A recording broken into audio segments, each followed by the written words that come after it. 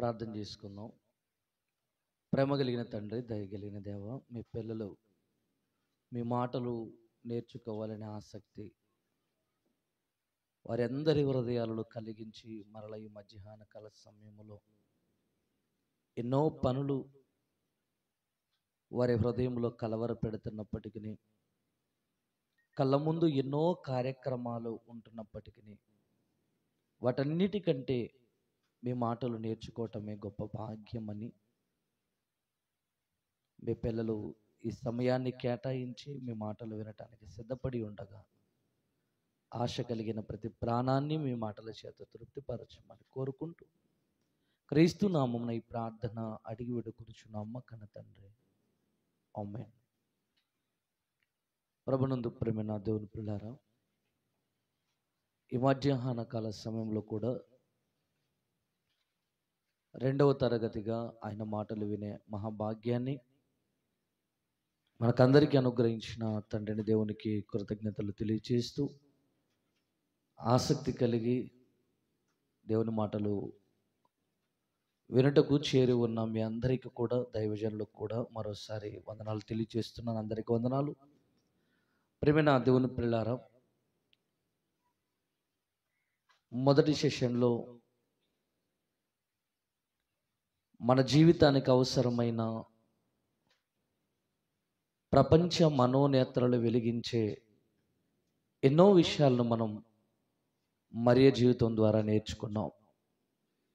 ఈ సందర్భంలో కూడా మరొక ఆలోచనాత్మకమైన అంశం, మనందరి బ్రతుకులకు కావలసిన దేవుడు వ్రాయించిన మాటల్లోనే క్రోడీకరింపబడిన ఆలోచనాత్మకమైన అంశం, తొలి ప్రేమను మరచితివా అన్న ఒక పాఠ్యాంశాన్ని బైబిల్ నుండి ఆలోచన చేద్దాం. ప్రియమైన దేవుని పిల్లారా, మానవులుగా పుట్టిన మనందరిని కూడా దేవుడు నిత్యము పర్యవేక్షిస్తున్నాడు, అనగా చూస్తూనే ఉన్నాడు. ఎంతగా దేవుడు మానవాళిని పర్యవేక్షిస్తున్నాడో భక్తుడు మాట్లాడుతున్న మాటలలో మనం చూడగలం. కీర్తన గ్రంథము 139వ అధ్యాయము మొదటి వచనం నుండి దేవుడు ఎలా మానవాళిని పర్యవేక్షిస్తున్నాడో అన్న విషయాన్ని ఇక్కడ భక్తుడు మాట్లాడుతున్నాడు. చూడండి. యెహోవా, నీవు నన్ను పరిశోధించి తెలుసుకొని ఉన్నావు. నేను కూర్చోవడం, నేను లేవడం మీకు తెలిసిపోతుంది. నాకు తలంపు పుట్టక మునుపే నీవు నా మనస్సును గ్రహించుచున్నావు. నా నడక, నా పడక నీవు పరిశీలన చేసి ఉన్నావు. నా చర్యలన్నిటినీ నీవు బాగుగా తెలుసుకొని ఉన్నావు. యెహోవా, మాట నా నాలుకకు రాకమునిపే అది నీకు పూర్తిగా తెలిసి ఉన్నది. వెనకను ముందును నీవు నన్ను ఆవరించి ఉన్నావు. చాలమ్మా, ఈ మాటను మనం చూడగలిగితే భూమి మీద పుట్టిన ప్రతి మనిషిని దేవుడు ఎలా పర్యవేక్షిస్తున్నాడో భక్తుడు మాట్లాడుతున్నాడు. మనం కూర్చోవడం, లేవడం, పడుకోవడం ఇవన్నీ మనం మర్చిపోవచ్చేమో కానీ మనలను కలుగజేసిన కన్న తండ్రి మాత్రం మన గమనాలను, మన చర్యలను, అంతేకాకుండా మన తలంపులను కూడా ఆయన పరిశోధిస్తున్నట్టుగానే మనం చూస్తున్నాం. ఓకే, ఎందుకు దేవుడు ఇంతగా మానవాళిని పర్యవేక్షిస్తున్నాడు? ఈ మాటను మనం అనేక సార్లు చదువుకున్నాం. కూర్చుండుట, లేచుట, పడుకొనుట, నడుచుట అంతా కూడా దేవునికి తెలిసిపోతుంది. అవును, ఎందుకు దేవుడు మనిషిని ఇంతగా పర్యవేక్షిస్తున్నాడు? ఉదాహరణ, పెద్ద పెద్ద షాపింగ్ మాల్స్కి వెళ్ళినప్పుడు ఎన్నో వస్తువులు మన కళ్ళ ముందు కనబడతాయి. వాటిని అమ్మేవారు అక్కడ ఉండరు, వస్తువు మాత్రం అక్కడ ఉంటుంది. అమ్మేవాడు లేడు, రేటు చెప్పేవాడు లేడు అన్నంత మాత్రాన మనం జోబులో పెట్టుకొని తెచ్చేసుకుంటామని చెప్పండి? లేదు. నచ్చేసింది కదా అని మనం చేతిలో పట్టుకొని బయటికి రావటానికి కుదరదు. ఎందుకు? అందరికి తెలిసిన విషయం ఏంటంటే, అమ్మేవాడు అక్కడ లేకపోయినా, రేటు చెప్పేవాడు అక్కడ లేకపోయినా, క్వాలిటీని తెలిపేవాడు అక్కడ లేకపోయినా, నువ్వు పట్టుకెళ్ళిపోతుందంతా కూడా నిఘా వ్యవస్థతో చూస్తూనే ఉంటాడు. అవును కదా? నువ్వేం పట్టుకెళ్తున్నావో, నువ్వు ఏది ముట్టుకున్నావో, దాన్ని ఎక్కడ పడేస్తున్నావో అంతా కూడా పర్యవేక్షిస్తుంటాడు. ఒకవేళ నువ్వు పట్టుకొని వెళ్ళిపోయావు అనుకో, అక్కడ ఒక ద్వారబంధం లాంటిది పెడతారు. ఎందుకంటే వాళ్ళ వస్తువు నువ్వు ఏదైనా తీసుకెళ్ళినప్పుడు అక్కడ వెంటనే అరుపులు వినబడతాయి, శబ్దాలు వినబడతాయి. అంటే మన వస్తువును బయటకు ఒకటి తీసుకెళ్ళిపోతున్నాడు. అందుకే వాళ్ళ ట్యాగ్ని తీసేసి మనకి ఇచ్చేస్తుంటారు. బిల్లు కట్టిన తర్వాత ఆ ట్యాగ్ని తీసి మనకు ఇస్తారు కనుక మనం అప్పుడు తీసుకుని వచ్చుకుంటాం. అంటే మొత్తానికి అంతగా ఎందుకు పర్యవేక్షిస్తున్నారు అంటే, దొంగతనం జరగకుండా ఉండటానికి నిఘా వ్యవస్థ, సిసి కెమెరాల ద్వారా వారు పరీక్షిస్తున్నారు. దానికి ఒక అర్థం ఉంది. మరి దేవుడు మనం కూర్చుండుట, లేచుట, పడుకొనుట అంత కూడా అని ఎందుకు అలా చూస్తున్నాడు? మనల్ని ఎందుకు అంతగా పర్యవేక్షిస్తున్నాడు? మనం ఉదయం లేచినప్పటి నుండి మనతో పాటు ఒక కెమెరామ్యాన్ వచ్చాడు అనుకోండి, మనం కూర్చోవడము కెమెరా తీస్తున్నాడు అనుకోండి, మనం లేవడము కెమెరా తీస్తున్నాడు అనుకోండి, మనం పడుకోవడం కూడా కెమెరా పెడుతున్నాడు అనుకోండి, ఎలా ఉంటుందండి? ఏంటి ఇంత పర్యవేక్షణ? కూర్చోవడం, పడుకోవడం, నడవడం, ఇంత కెమెరా? అది మనకు తెలియదు. కానీ వాస్తవానికి దేవుడు అలాగే ఉన్నాడటండి. నువ్వు పడుకున్నా అక్కడ ఆయన చూస్తూనే ఉన్నాడు, నువ్వు లేవడం చూస్తున్నాడు, నువ్వు ఎవరితో మాట్లాడుతున్నాడో చూస్తున్నాడు, ఎన్ని గంటలు ఆయన కొరకు ఓపికతో విన్నావో చూస్తున్నాడు, తినేసి వెళ్ళిపోయిన వాళ్ళను కూడా ఆయన చూస్తున్నాడు, తినేసి అరిగించుకోవడానికి కూర్చున్న వాళ్ళను కూడా చూస్తున్నాడు. అవును కదండి? అందరినీ చూస్తున్నాడు ఆయన. ఎందుకు దేవుడు ఇంతలా మనిషిని చూస్తున్నాడు? ఆలోచించండి ఒక్కసారి. మనిషిని దేవుడు పర్యవేక్షించటం వెనక ఉన్న కారణం ఏంటి? అసలు మనిషిలో ఏం కనిపెడుతున్నాడు ఆయన? తలంపులు చూస్తున్నాడట. అదేవిధంగా మానవ జీవితంలో వెనుక ముందు మొత్తం అంత బాగుగా తెలుసుకొని ఉన్నావు. ఎందుకు ఆయన ఇంతగా మానవులమైన మనల్ని పర్యవేక్షిస్తున్నాడు? 6 అడుగుల ఆకారమే కదా.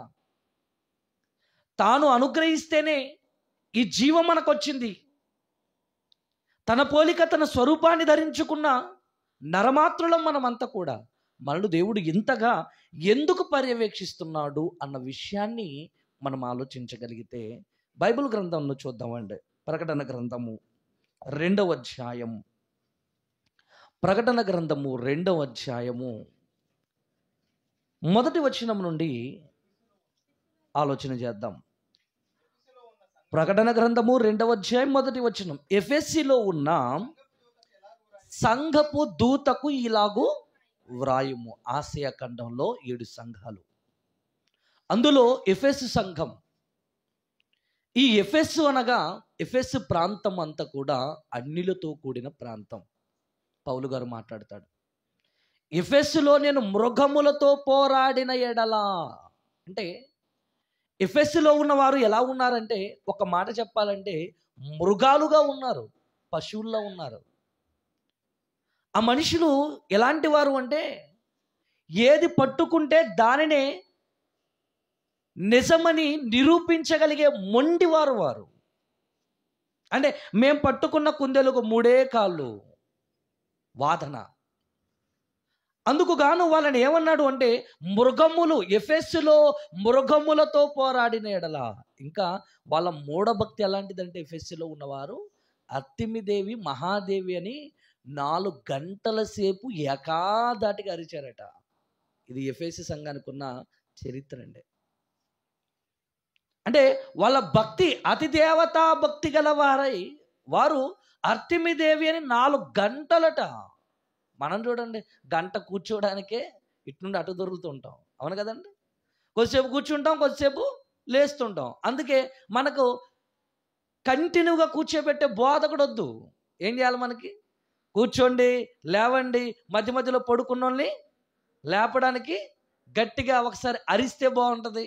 ఇదైతే నచ్చుతుంది. ఏమండి, వాళ్ళ చూడండి, నిజమైన దేవుడు ఎవరో తెలియకపోయినా కూడా 4 గంటల సేపు ఏకాధాటిగా ఏక శబ్దముతో అని రాయబడి ఉంటుందండి. అర్తిమిదేవిని కేకలు వేశారటండి. దేవుని పిల్లలారా, దేవుడు ఎవరో తెలియక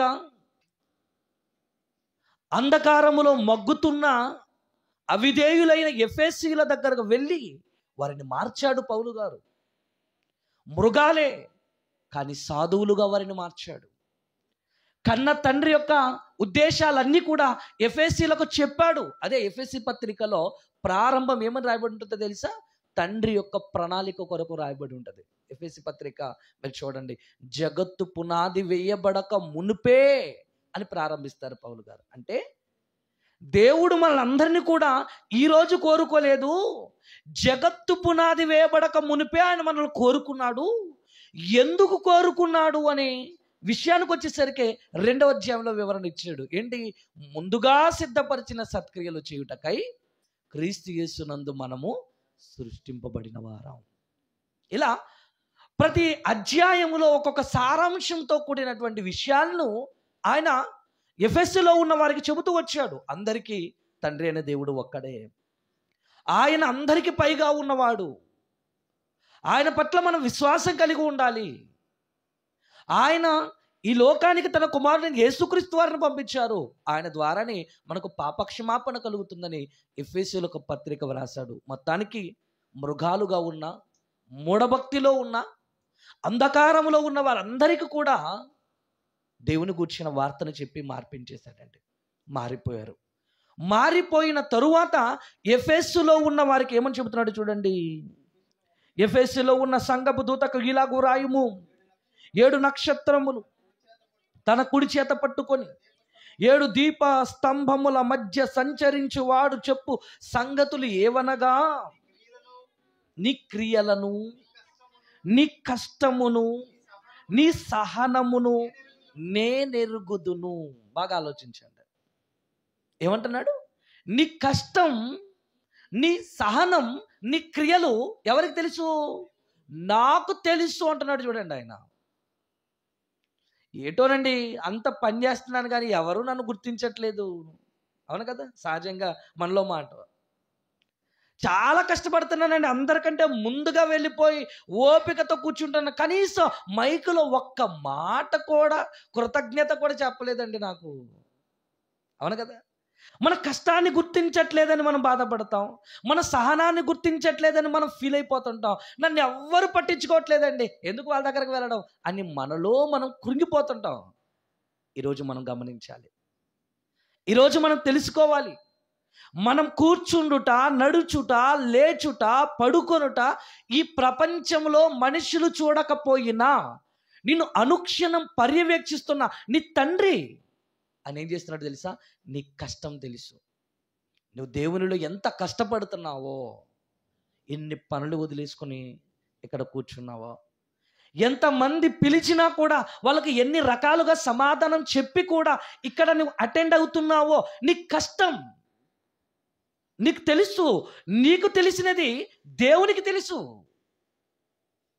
దేవునండి, ఇంత కష్టపడ్డాను అని నువ్వు అనుకుంటున్నావు కదా, ఆ కష్టము చూడండి. మరలా ఆ మాట చూడండి, ఎఫెసు సంఘముతో మాట్లాడుతున్నాడు. నీ కష్టము, నీ క్రియలు, నీ పనులు, నీ సహనమును నాకు తెలుసు, బాగా తెలుసు. అందుకే నువ్వు పడుకున్నా చూస్తున్నాను, లేచినా చూస్తున్నాను, కూర్చున్నా చూస్తున్నాను. నీ చర్యలన్నీ కూడా నాకు బాగుగా తెలుసు.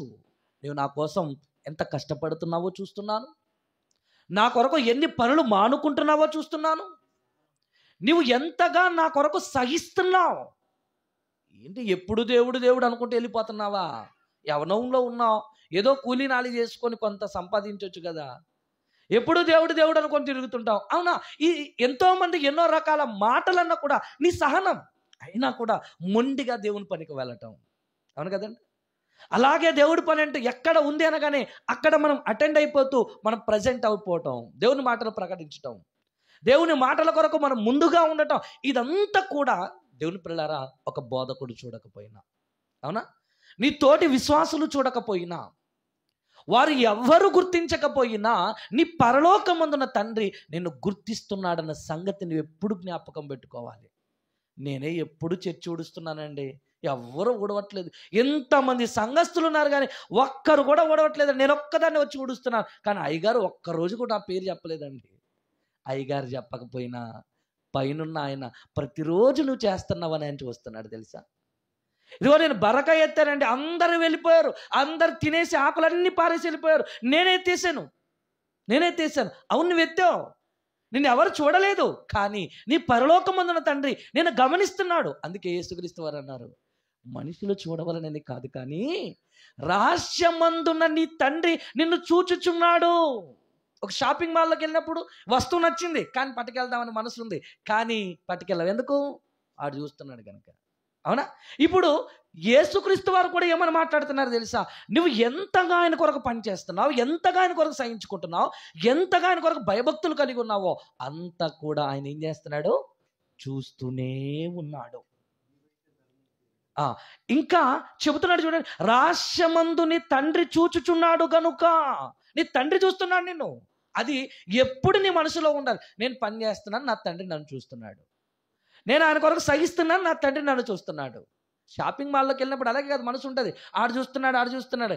పని చేస్తున్నప్పుడు దేవుని కొరకు బ్రతుకుతున్నప్పుడు కూడా అలాగే ఉండాలి. చర్చిలోకి వచ్చినప్పుడు మాత్రమే ప్రార్థన, చర్చిలోకి వచ్చినప్పుడు మాత్రమే నెమ్మదిగా ఉండు. బయటికి వెళ్ళిన తర్వాత పాస్టర్ గారు చూస్తారేంటి, లేదా విశ్వాసాలు చూస్తారేంటి, ఎవరు చూడగలగా మనకి ఇష్టం వచ్చినట్టు ఉండొచ్చు. ఇది కాదు, నీ తండ్రి నిన్ను ఎప్పుడు పర్యవేక్షిస్తున్నాడు, ఆయన ఎప్పుడు చూస్తున్నాడు. ఒక్క మాటలో చెప్పాలంటే నీతో పాటు నువ్వు ఎక్కడికి వెళ్ళినా కెమెరా పట్టుకుని వస్తున్నాడు ఆయన.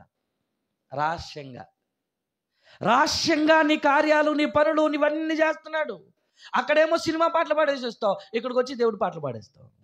అక్కడేమో కొలాయి దగ్గర గొడవలు పడిపోతావు, ఇక్కడికి వచ్చి మాత్రం ముసుగేసుకొని చక్కగా దేవుని కోసం వింటావు. చూడండి, ఇవన్నీ ఎవరికి తెలియదు అని అనుకోవచ్చు. మనం అదేనండి, మనం చేస్తుంటాం, అన్ని కార్యాలు మనం చేస్తుంటాం. ఒక విషయం చెప్పమంటారా? దేవుడు ప్రతి కార్యాన్ని ఎందుకు ఆయన ఎంతగా నిగూఢంగా ఆయన చూస్తున్నాడంటే ఈ మాట చదవగానే మనకు భయం వేస్తుంది. ఒకసారి చూడండి, కీర్తనల గ్రంథం 50వ అధ్యాయం 21వ వచనం. కీర్తనల గ్రంథం 50వ అధ్యాయం 21వ వచనం చూడండి. ఇట్టి పనులు నువ్వు చేసినను. చూడండి ఎంత చక్కగా మాట్లాడుతున్నాడు. మరలా కీర్తనల గ్రంథం 50వ అధ్యాయము 21వ వచనము.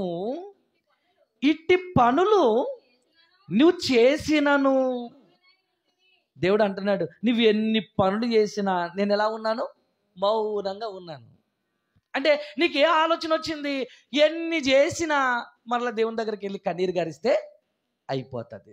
ఎట్టి పనులు నువ్వు చేసినను నేను మౌనినై ఉంటిని, అందుకు నేను కేవలము నీ వంటి వాడవని అనుకుంటున్నావు. ఏమనుకుంటున్నాడట?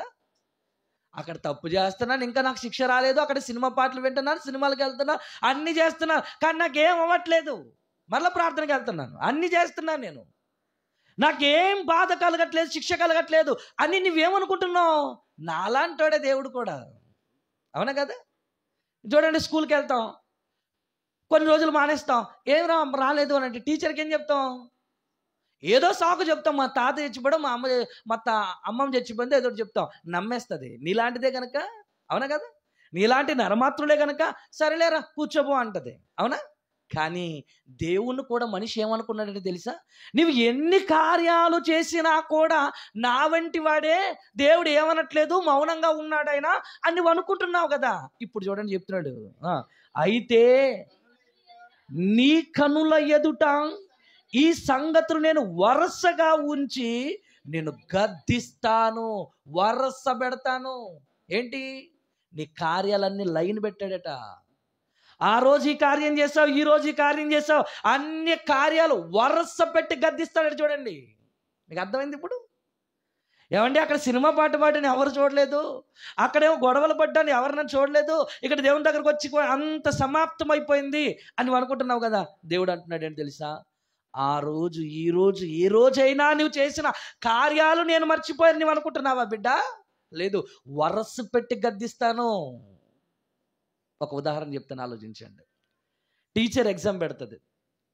ఎగ్జామ్ పెట్టిన తర్వాత క్వశ్చన్లు అన్నీ కూడా స్టూడెంట్ రాయాలి.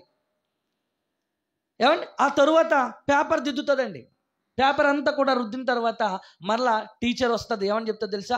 రేపు మీ అందరికీ పేపర్లు ఇవ్వబోతున్నాను, ఎవరికి ఎన్ని మార్కులు వచ్చాయో చెబుతాను అని అంటది. అప్పుడు పిల్లలందరూ రెడీగా ఉంటారు. పేపర్లు పట్టుకొని వస్తుంది. పేపర్లు పట్టుకొని వచ్చి పలానా వాడికి ఎన్ని మార్కులు వచ్చాయో తెలుసా అని వాడి పేపర్ వాడికి ఇస్తుంది. అవునా? పలానా వ్యక్తికి ఇన్ని మార్కులు వచ్చాయి. అప్పుడు ఏమంటుందో తెలుసా? నీకు ఎన్ని కరెక్ట్గా రాసావో, ఎన్ని తప్పులు రాసావో, ఎన్ని తప్పులు ఉంటే అన్ని దెబ్బలు కొడతానన్నది అనుకోండి. అవునా కదా? అంటే టీచర్ చేసే పని ఏంటి తెలుసా? పేపర్ వాడికిచ్చి వాడి తప్పును వాడు తెలుసుకొని వాడినే కొట్టేటట్టుగా చేస్తుంది. అవునా కదా? మా టీచర్ అయితే అలాగే చేసేదండి. అవునా కదా? పేపర్ ఇచ్చి కొడుతుంది అనమాట. మరలా ఏంటి? చూడరా నువ్వు రాసింది తప్పు. అవునా కదా? అంటే నీ తప్పు నీ కళ్ళ ముందు పెట్టి ఒక టీచర్ కొట్టడం నీకు తెలిస్తే, ఇప్పుడు టీచర్లా ఎవరు కొడతారు తెలుసా? దేవుడు నీ తప్పు నీ కళ్ళ ఎదుటే పెడతాడు. చూడండి, ఆ మాట ఎలా అలాగే రాయబడింది. చూడండి, వాటిని నీ ఎదుట ఉంచి ఈ సంగతులను వరసగా ఉంచి నీకు కోటింగ్ ఇస్తాను అంటున్నాడు ఆయన. పేపర్ ఇచ్చి కొడతాడట. చూడండి, ఆయన అంటే ఆయన దగ్గర ఎవ్వరు కూడా తప్పించుకోవడానికి లేదండి. నువ్వు ఏ కార్యాలు చేసావో, ఏ కార్యాలలో తప్పించుకొని తిరిగావో దేవుని పని ఉంది. కానీ నువ్వేమన్నావు? అర్జెంట్ పని అండి. ఏ అర్జెంట్ అయితే శుభ్రంగా పడుకున్నావు. పెడతాడు, ఆ రోజు వరస పెడతాడు. ఆ రోజు అర్జెంట్ అన్నావు కదా. అవునా? దేవుని పని ఉంది, దూరం నుండి సేవకుడు వస్తున్నాడు అని చెప్పినా కూడా నువ్వు వెళ్ళలేదు కనుక నీకేం చేయాలి? ఇప్పుడు వరస పెడుతున్నాడట. వరస. చూసారా? అంటే దేవుణ్ణి మనం ఏమనుకుంటున్నామంటే, నా అలాంటోడే దేవుడు కూడా. ప్రార్థన చేస్తే అయిపోయింది, ప్రభువా ఈ సంవత్సరం క్షమించు, ప్రభువా ఈ సంవత్సరం చేసిన తప్పులన్నీ కూడా నన్ను క్షమించయ్యా, వచ్చే సంవత్సరం నుండి బాగుంటానంటాం. మరలా వచ్చే సంవత్సరం కూడా అదే పని చేస్తావు. ఇప్పుడు ఏం చేయాలి? 2023 ఏ ప్రార్థన చేసావో రికార్డు తీసుకురావాలి బయటికి. మరలా 2024 చివరి రోజు 31వ తేదీ ఏ ప్రార్థన చేసావో రికార్డు చూస్తాడు. 2023 అదే ప్రార్థన, మరలా 2024 ఎండింగ్ కూడా అదే ప్రార్థన. ఏంటిది? వరస పెట్టి నేను గద్దిస్తాడు. నీ తప్పు నీ కళ్ళ ఎదుట పెట్టి గద్దిస్తాడు.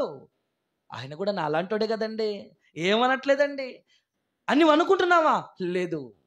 మన పరలోకమందున తండ్రిని అంత సులువుగా అంచనా వేయటానిగా లేదు. ఆయన ఎందుకు చూస్తున్నాడు అనుకుంటున్నావు? నీ క్రియ, నీ కష్టం, నీ సహనం అన్ని కూడా అని తెలుసు. అదే ఎఫెసీ సంఘంతో మాట్లాడుతున్నాడు. రండి అక్కడికి. ఎఫెసీ సంఘంతో మాట్లాడుతూ 2వ అధ్యాయం ప్రారంభం నుండి మనం చదువుకున్నాం కదా. కిందకు వచ్చేసరికి నీ క్రియలను, నీ కష్టమును, నీ సహనమును నాకు తెలుసు.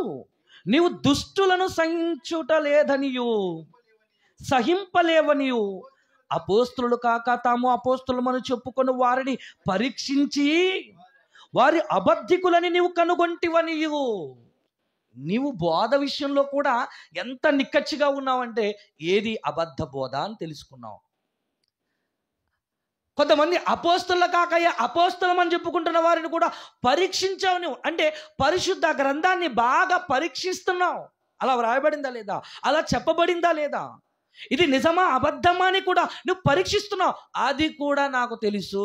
బైబిల్ పట్టుకుంటావు, శుభ్రంగా నిద్రపోతాం. చాలామంది చూడండి రాత్రిపూట్ల ప్రార్థన చేస్తారు.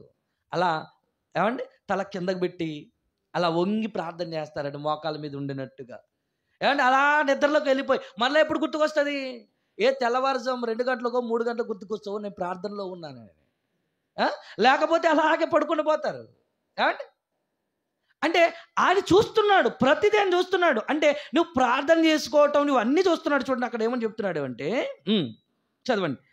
నువ్వు అబద్ధికులను కనుగొంటివనియు, అపోస్తులు కాక తాము అపోస్తులమని చెప్పుకుని వారిని కూడా పరీక్షించి వారు అబద్ధికులని నువ్వు కనుగొన్నావు. నాకు తెలుసు, అన్ని విషయాలు తెలుసు. నువ్వు బైబిల్ చదువుతున్నప్పుడు అలా నిద్రపోవడం తెలుసు, ప్రార్థన చేసుకుంటూ నిద్రపోవడం తెలుసు, అన్నీ నేను చూస్తున్నాను. నా ఎదుట ఎవరు తప్పించుకోలేరు. ఎందుకంటే వరస పెడతాను నేను. ఆ రోజు చూడు, ప్రార్థన చేసుకుంటానని నాటకాలాడి ఏం చేసావు? బైబిల్ మాత్రం పట్టుకుంటావు, కింద మాత్రం ఫోన్ ఉంటుంది. అవును కదండి? ఏం చేస్తున్నావమ్మా గదిలో అంటే చదువుకుంటున్నానమ్మా అంటావు. కానీ నువ్వు చదువుకుంటున్నావో లేదు, సినిమాలు చూస్తున్నావు, అంతా మీ అమ్మ చూడకపోవచ్చు, ఎవరు చూస్తున్నారు? ఆయన చూస్తున్నాడు అన్నమాట. రాష్ట్రమంతా చూస్తున్నాడు. నువ్వు ఎన్ని చేస్తున్నా కూడా ఆయన చూస్తున్నాడు. చదువుతున్నా, నువ్వు చదివిన దానిని పరీక్షిస్తున్నా, చదివిన దానిని నువ్వు పాటిస్తున్నా, అంతా కూడా ఆయన చూస్తున్నాడట. చూస్తే ఏమంటున్నాడు? నీవు సహనము కలిగి నా నామము నిమిత్తము భారము భరించి అలయలేదనియు నాకు తెలుసు. నువ్వు సహించావు. ఇంకోటి ఏంటి తెలుసా? నా నామము నిమిత్తం భారం కూడా భరించావు. నువ్వు భారాలు భరించావు. ఎందరో ఎన్నో అన్నా, ఎన్నో మాటలు అన్నా, ఒరే అక్కడికి ఎందుకు వెళ్తావు, వాళ్ళ దగ్గరికి ఎందుకు వెళ్తావు, అయినా భారం భరించావు. ఎందరూ నీకు ఆటంకంగా వచ్చినా సత్యం కొరకు నువ్వు స్తంభంగా నిలబడ్డావు. వచ్చావు నువ్వు. నీ కష్టం ఆయనకు తెలుసు, అదే కదా. నీ సహనం ఆయనకు తెలుసు, నీ ఓపిక ఆయనకు తెలుసు, నువ్వు భారం భరించినది కూడా తెలుసు. అలయలేదు, బంత భారం భరించినా కూడా నువ్వు అలసిపోలేదన్న సంగతి నాకు తెలుసు. అయినను మొదట నీకుండిన ప్రేమను నీవు వదిలితివి అని నేను నీ మీద తప్పొకటి మోపవలసి ఉన్నది. ఒక షాకింగ్ న్యూస్ ఇచ్చాడండి ఇక్కడ. ఏంటో తెలుసా? నీ కోసం అంతా నాకు తెలుసు. నువ్వు చేసిన పని, నీ కార్యాలు, నీ కష్టము, నీ భారము, నీ పరిశోధన, నీ బోధన విధానం అంతా కూడా నాకు తెలుసు. కానీ నీ మీద ఒక తప్పు మోపుతున్నాను. ఏంటి? అంతా చేసిన నా మీదే తప్పు మోపుతున్నావా? ఇన్ని కష్టాలు పడిన నా మీదే తప్పు మోపుతున్నావా? ఇన్ని బాధలు పడిన నా మీదే తప్పులు మోపుతున్నావు. ఎస్, మీ మీదే తప్పు మోపుతున్నాను. ఆయన తప్పు మోపితే కాదనగలిగేవాడు ఎవరు చెప్పండి? ఇదిగో ఇన్ని చేసిన నీ మీద తప్పు ఒకటి మోపవలసి ఉన్నది. ఏంటా తప్పు? మొదట నీకుండిన ప్రేమను నీవు మర్చిపోయావు, వదిలేసావు. తొలి ప్రేమను మర్చిపోయావు. అంటే పరలోకమందున తండ్రి నిన్ను ఎందుకు ఇంతగా పరీక్షిస్తున్నాడంటే, ప్రారంభములో ఉన్న ప్రేమ మరలా ఇప్పుడు నీలో లేదు. చాలామంది చూడండి, అమ్మాయిల్ని ప్రేమిస్తారు, పెళ్లి కాకముందు తెగ ప్రేమిస్తుంటారండి. అవును కదా? పెళ్ళైన తర్వాత చూడండి, ఓ 3 నెలలు బాగుంటుందేమో, అవును కదా, ఓ 6 నెలలు బాగుంటుందేమో, ఆ తరువాత ఎవరి గోల వాళ్ళది. అవును కదా? నాకు బాగలేదు, హాస్పిటల్కి తీసుకెళ్ళాలంటే ఎల్లుండి తీసుకెళ్తాలే. కానీ అంతకుముందు ఫోన్ మాట్లాడేటప్పుడు ఏంటి దగ్గుతున్నావు, బాగలేదా, ఎన్ని జాగ్రత్తలు తీసుకుంటామో. అవునా కదా? వాస్తవాలు మాట్లాడుకుంటున్నాం. చిన్న తుమ్మినా దగ్గినా ఏమంటే లేకపోయినా కూడా సృష్టించుకుంటాం. కానీ చేసుకున్న తర్వాత పరిస్థితి ఎలా ఉంటుందో ఆల్రెడీ చేసుకున్న వాళ్ళని అడిగితే చక్కగా కూర్చోబెట్టుకొని చెప్తారండి. అవునా కదా? అందుకనట పెద్దలు ఒక సామెత అంటారు, పెళ్లి కాక ముందు కుర్రాన్ని అడిగితే ఎలా ఉందిరా అంటే గుర్రం మీద ఎక్కి తిరిగినట్టు ఉంటుంది అంటాడట. మరి పెళ్ళైన తర్వాత నీ జీవితం ఎలా ఉందిరా బాబు అని అంటే, అదే గుర్రం నా మీద ఎక్కితే ఎలా ఉంటుందో నా పరిస్థితి ఎలా ఉంటుంది అంటాడు. చూసారు? అంటే ప్రారంభం ప్రేమ ఎలా ఉందంటే, ఏమండి, పిలవకపోయినా పిలిచినట్టు ఉంటుందండి. అవునా కదండి? ఊరుకునే వచ్చేస్తుంటావు, ఏదో నీ వాయిస్ నాకు వినబడింది, నువ్వు పిలిచినట్టు అనిపించింది, అందుకే నేను పరిగెత్తి వచ్చాను. కొద్దిగా అన్నం చాలు అని అనగానే ఇంకా పెట్టి ఆ తర్వాత కొన్ని రోజుల తర్వాత కొద్దిగా అన్నం పెట్టండి, చేతులు లేవేటి అని అంటది. అంతేనా? ప్రారంభం మాత్రం వద్దన్నా కుమ్మరించేస్తుంది, ఆ తరువాత చేతులు లేవేంటి అండి. మరి కొన్ని చూడండి, బాత్రూంలో ఈమెమో ఆయన స్నానానికి వెళ్ళి ఉంటే టవల్ పట్టుకొని రెడీగా ఉంటుంది, ఆయన వచ్చేసరికి టవల్ రెడీ. ఆ తర్వాత కొన్ని రోజుల తర్వాత ఏ అమ్మాయి టవల్ ఇవ్వు అనగానే ఏమంటా చెప్పండి? ముందే తీసుకెళ్ళాలా, నీకు తెలీదా? బాత్రూంలోకి వెళ్ళేటప్పుడు టవల్ కూడా గుర్తుండదా నీకు?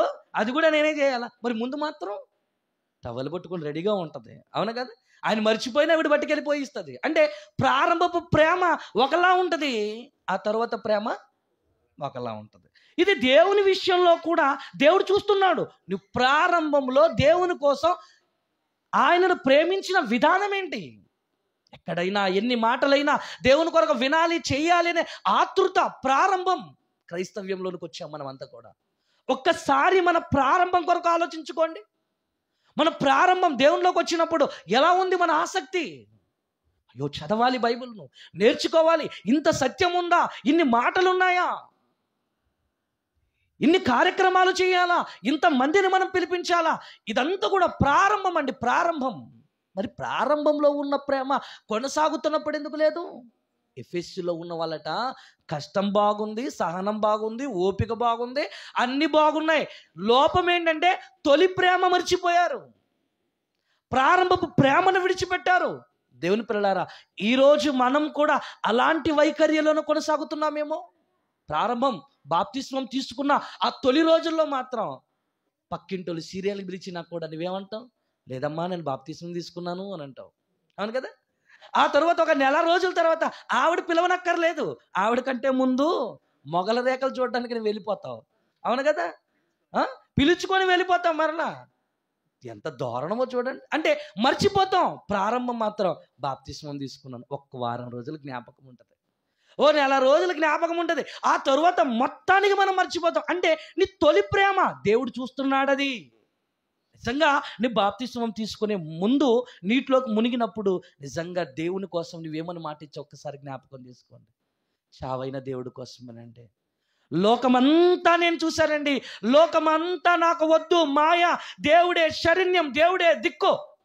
ఇది మన మాటలో బాప్తిస్మం రోజు అంతేనా? ఈ మాట అయ్యగారు చెప్తే ఆ మాట ఏమంటాం? అలాగేనండి, సరేనండి. గొర్రె తలకాయ ఊపినట్టు ఊపి ఊపి ఊపి ఆఖరికి బలవుతావంటే బలవుతానండి. అంతగా నిర్ణయం తీసుకున్నాం మనం. అవునా కదండి? మన విశ్వాసపు పరిస్థితి రోజు రోజుకి ప్రారంభం కంటే ముగింపు ఇంకా అభివృద్ధి కనబడాల్సింది పోయి మన జీవితం, భక్తి జీవితం ఏమైపోతుందో తెలుసా? ప్రారంభం చూపిన ప్రేమను మర్చిపోతున్నామండి. లోకంలో చూడండి, ప్రకృతిలో చూడండి, ఏ దాంట్లో చూసినా కూడా ప్రారంభం కంటే ముగింపు బ్రహ్మాండంగా ఉంటుంది. అవునా కదా? మన స్కూల్కి వెళ్తున్నప్పుడు ప్రారంభం అక్షరాలు రావు, అలాగ అక్షరాలు నేర్చుకున్నాం, ఆ ఈ నేర్చుకుంటాం. ఆ తర్వాత అక్షరాలు కూడబెట్టి గుంపులుగా ఉన్న పారాగ్రాఫ్లు చదువుతాం, పుస్తకాలు చదువుతాం, వాటన్నిటిని బ్రెయిన్లో ఉంచుకుంటాం, ఎగ్జామ్లు రాస్తాం, ఉద్యోగాన్ని సంపాదిస్తాం. నీ ప్రారంభం ఏంటి? బాగులేదు ప్రారంభం. అవును కదా? ముగింపు బాగుంది. ఒక విత్తనం చూడండి, విత్తనం ఒంటిగా ఉంది. అది ఎప్పుడైతే భూమిలో పడిందో మొక్క, మొలక, చెట్టు, కాయలు, పండ్లు. అవునా కదా? దాని ప్రారంభం ఒంటిగా ఉంది, దాని ముగింపు బ్రహ్మాండంగా ఉంది. కానీ క్రైస్తవుని జీవితం దగ్గరకు వచ్చేసరికి ముగింపు దారుణమవుతున్న పరిస్థితుల్లో ఇక ప్రారంభపు ప్రేమనే మర్చిపోతున్నారు. కొనసాగుతున్న ఆ పరిస్థితుల్లో ప్రారంభ ప్రేమను విడిచిపెడుతున్నారు. అదే దేవుడు అంటున్నాడు, నీ ముగింపు ప్రారంభంలో ఉన్న ప్రేమ కంటే ముగింపులు ఏమవ్వాలి? ఇంకా ఎక్కువ అవ్వాలి. అవునా కదండి? ప్రారంభం అండి, నాకు తెలియదు కదండి, నేను చదివేవాడిని కాదండి, కానీ ఇప్పుడు ఇంకా బాగా చదువుతున్నానండి, బాగా వింటున్నానండి, బాగా వ్రాసుకుంటున్నానండి. నాకు తెలుసండి, ఒకప్పుడు బైబిల్ ఓపెన్ యూనివర్సిటీ ఇండియా ఇంటర్నేషనల్లో అందరూ కూడా ఎలా ఉండేవాళ్ళంటే, ఏదైనా మెసేజ్ చెప్తున్నాడు ఒక బోధకుడు అనేసరికి అందరూ సెల్ ఫోన్లు తెచ్చి ముందు పెట్టేవాళ్ళండి. ఇప్పుడు చూడండి, ఈ టేబుల్ మీద ఒకటైనా ఉందా? లేదు. అంతేకాదండి, ఇక్కడే కాదు, వేరే చోటు చూడండి, ఎవ్వరు సెల్ ఫోన్లో రికార్డింగ్ చేసుకోరు. అదే కానీ ఫొటోస్ చూడండి ఎంత చక్కగా తీసుకుంటారు. అవును కదా? ఎవరైనా బోధకుడు వచ్చారనుకోండి, ఆ బోధకుడితో మాత్రం ఫోటోలు బాగా తీసుకుంటారు, కానీ మన బోధకుడు మెసేజ్, ఇదిగో నేను బండి నడిపేటప్పుడు వాక్యం వినాలి, లేదా ఎక్కడైనా పనులు చేస్తున్నప్పుడు పాటలు వినాలి, మరలా అది రిమైనింగ్ చేసుకోవాలి, బాగా చెప్పారు మరలా వినాలి, మరలా దొరకదు కదా నాకు, సెల్ ఫోన్లో రికార్డింగ్ చేసుకో, ఉందా చెప్పండి? ప్రారంభం మాత్రం సెల్ ఫోన్ అంతా మెసేజ్లతోనే నిండిపోయి ఉంటుంది, కానీ ఇప్పుడు ఫోటోలతో నిండిపోయి ఉంటుంది. దేవుని పిల్లలారా, ఎలా మారిపోయారు చూడండి. దేవుడు అదే చూస్తున్నాడు. నువ్వు కూర్చుండుట, లేచుట, పడుకొనుట, ఇవన్నీ ఆయన పనిలేక చూడట్లేదు. నువ్వు ప్రారంభంలో ఆయన పట్ల ఎలా ఉన్నావు, ఇప్పుడు ఎలా ఉన్నావు, నీ కళ్ళ ఎదుట నీకు పెట్టి వరస పెట్టి నేను గద్దించటానికి ఆయన చూస్తున్నాడు. ప్రారంభ ప్రేమ మర్చిపోయావా? బాప్తిస్మం తీసుకున్న తొలి రోజుల్లో దేవుడు అంటే ఇంత భక్తి కలిగిన నీవు నీ విశ్వాసాన్ని గట్టిగా పట్టుకోకుండా మా ఆయన వద్దంటున్నాడండి, మా ఆవిడ ఈ మధ్య వెళ్ళనివ్వట్లేదండి, ఇవే కారణాలు చెప్తావు. ప్రారంభం మా ఇద్దరు ఒకటైతేనండి, దేవుని కోసమేనండి మేము. అవునా కదా? ఎన్ని మాటలు ఈరోజు ఇవన్నీ కూడా మన జీవితంలో జరుగుతున్నవి కదండి. దేవుని పిల్లారా, ప్రారంభపు ప్రేమ మరిచిపోయింది ఆ రోజు ఎఫెసీ సంఘం. మరలా జ్ఞాపకం చేస్తున్నాడు. ఏమని చెప్తున్నాడు చూడండి, నువ్వు ఏ స్థితి నుండి పడితివో అది జ్ఞాపకం చేసుకో. ఒక్కసారి నువ్వెవరివి, నువ్వు ఏ స్థితి నుండి పడ్డావు? లోకములో, కటిక చీకటిలో, అంధకారములో ఉండి పాపములో మగ్గుతున్న వాడివి. కానీ నిన్ను క్రీస్తు తన ప్రేమ చేత ఆయన రక్షణలోనికి తీసుకొచ్చాడు. ఆ స్థితిని మర్చిపోయావా నువ్వు? రాజులన్నాడు, యాజకులన్నాడు, సొత్తన్నాడు, నిన్ను ఇంత గొప్పగా చూస్తున్నా ఆ తొలి ప్రేమికుడి యొక్క ప్రేమను నువ్వు మర్చిపోయావా? అవునా కదా? నువ్వు ఏ స్థితి నుండి పడితివో అది జ్ఞాపకం చేసుకో, మారు మనసు పొంది ఇప్పటికైనా. ఇప్పుడు ఏమంటాడు తెలుసా, ఇప్పటికైనా పోయిందే లేదు, జరిగిన నష్టమే లేదు కనుక మారు మనసు పొంది ఆ మొదటి ప్రేమను మరలా నువ్వు కొనసాగించావా? సరే, లేకపోతే నీ జీవితాన్ని లేపుతాను అంటున్నాడు ఆయన. అట్లు చేసి నువ్వు మారు మనస్సు పొందితేనే సరాసరి, లేని ఎడల నేను నీ యొద్ద నుండి దీపస్తంభమును తీసివేస్తాను. చూసారా ఎంత చక్కగా అంటున్నాడు. అంటే ఈ విషయాలు మరలా మీకు ఎందుకు చెప్తున్నాడు తెలుసా? ప్రారంభపు ప్రేమ మరలా కొనసాగించడానికి మారు మనసు పొందాలి. ఈ మాటలు వింటున్నారు. ఈ మాటలన్నీ కూడా మనకు ఎలా ఉంటుందో తెలుసా అండి? కోడి చూసారా, ఇసుకలోకి వెళ్ళిన తర్వాత దాని వైఖరి ఎలా ఉంటుందో తెలుసా? కోడి అంతా కూడా ఇసుకని రెక్కల మీద వేసేసుకుంటుందండి. రెక్కల మీద ఇసుకంతా వేసుకొని రోడ్డు మీదకి వచ్చి ఏం చేస్తుంది? అలా దులిపేస్తుంది అనమాట. అలా మనం కూడా సంఘంలో ఏం చేస్తాం? అన్ని మాటలు ఎక్కిపోతాయి. అవునా కదా? సంఘంలో అంత మాటలు, ఈ రెండు చెవులు, హృదయం అంతా నింపేసుకుంటాం, పుస్తకాలు అన్ని నింపేసుకుంటాం. బయటికి వెళ్ళిన తర్వాత అలా దులిపేస్తాం, అంతే, పోయింది. అంతే కదండి? అలాంటి జీవితం కొనసాగిస్తున్నాం మనం. దేవుడు అంటున్నాడు, ప్రారంభపు ప్రేమ మరలా కొనసాగించడానికి తొలినాళ్ళు నీ ప్రేమ దేవుని పట్ల ఎలా ఉంది? నీ తల్లి కంటే ఎక్కువగా నన్ను ప్రేమించావు కదరా, నీ భార్య కంటే ఎక్కువగా నన్ను ప్రేమించావు కదా, నీ పిల్లల కంటే ఎక్కువగా నన్ను ప్రేమించావు కదా. మరి ఈ రోజు ఏంటి నీ ప్రేమ ఇలా ఉంది? ఆయన తొలి ప్రేమ చూస్తున్నాడండి. తొలి ప్రేమ మరవకుండా నీ బ్రతకాలని కనిపెడుతున్నాడండి ఆయన. నా పట్ల, నా బిడ్డకు ప్రారంభ ప్రేమ బాగుంది. కానీ ఈరోజు ఏంటి? ఒకప్పుడు ప్రార్థన లేకపోతే పడుకునేది కాదు, కానీ ఈరోజు ప్రార్థన లేకుండానే గురకలు పెట్టేస్తుంది. ప్రార్థన వెళ్ళేదా ప్రతిరోజు ఆయన మాటలు వినేది. కనుక్కునేవాళ్ళు, ఎక్కడండి ప్రార్థన, అయ్యగారు ఎక్కడికి, ఏ రోజు ఎక్కడ ఉంటుంది, ఏ బోధకుడు వస్తాడు, ఎప్పుడు వస్తాడు, ఎలా జరుగుతుంది, ఇవన్నీ కనుక్కునేవాళ్ళు. కానీ ఈరోజు ఎవరు వస్తే నాకేంటి, నేను వెళ్తాను, లేకపోతే ఇష్టం లేకపోతే ఇంటి దగ్గర ఉంటాను. ఇదా మన జీవితం? ప్రారంభ ప్రేమ మర్చిపోయావేమో. నువ్వు కూర్చుండుట అందుకే చూస్తున్నాడు, నడుచుట అందుకే చూస్తున్నాడు, పడుకునుట అందుకే చూస్తున్నాడు. నీ తలంపులన్నీ ఆయన ఎందుకు గమనిస్తున్నాడు అని అంటే, ఇదిగో ఆయన పట్ల నీకు ప్రారంభపు ప్రేమ ఉందో లేదో చూస్తున్నాడండి. ఒక భక్తుడు ఉన్నాడండి, ప్రారంభపు ప్రేమను విడిచిపెట్టని ఒక మహానీయుడండి. ఆయన కోసం మనందరికీ తెలుసు. ఒక గొప్ప ఆస్తిపరుడు, ఆయన లాంటి ధనవంతుడు ఆ రోజుల్లో అతని లాంటి వాడు ఎవ్వరు కూడా లేరు. ఎవరతడు? యోబు అను భక్తిపరుడు. అతని కోసం దేవుడు మాట్లాడుతున్నాడు. యోబు గ్రంథం 1వ అధ్యాయం 1వ వచనములో ఆయన కొరకు మాట్లాడుతున్నాడు కదా. ఊజు దేశమందు యోబు అన్న ఒక వ్యక్తి ఉన్నాడు. అతడు ఎలాంటోడో తెలుసా? యథార్థవర్ధనుడు, న్యాయవంతుడు, దేవుని యందు భయభక్తులు కలిగి చెడుతనమును విసర్జించిన వాడు. చూసారా, అతను ఎలాంటోడట? భయభక్తులు కలిగి చెడుతనమును విసర్జించి దేవుడే సర్వం అనుకొని దేవుని కొరకు బ్రతుకుతున్న ఒక మంచి వ్యక్తి అండి. అతనికి ఏమైనా తక్కువ ఉందనుకున్నారా? అతనికి ఆస్తి, బహుమంది పనివారును, అతనికి 7,000 గొర్రెలు, 3,000 ఒంటెలు, 500 జతల ఎడ్లు, 500 ఆడుగాడిదలు. ఆస్తి వివరాలండి ఇవన్నీ కూడా. అవునా? ఆస్తి వివరాలు చెప్తున్నాడు దేవుడు అంతా కూడా.